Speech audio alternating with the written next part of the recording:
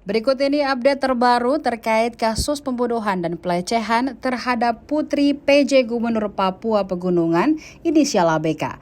Terbaru, Satreskrim Polrestabes Semarang menggelar prarekonstruksi kasus kematian korban.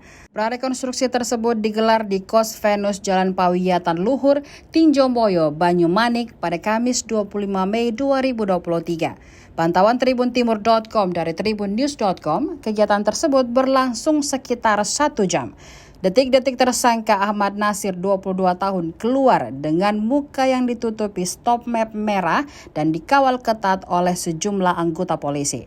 Nasir lantas dibawa polisi dengan menggunakan mobil berwarna putih. Dalam proses prarekonstruksi, raut pelaku Nasir nampak kalut. Dirinya peragakan sebanyak 45 adegan yang semuanya dilakukan di area Kos Venus. Adegan prarekonstruksi yang dilakukan seputar adegan di kamar kos nomor 40 yang menjadi TKP korban saat kejang-kejang. Hal tersebut disampaikan Kanit PPA Polrestabes Semarang AKP Nimade Sriniri.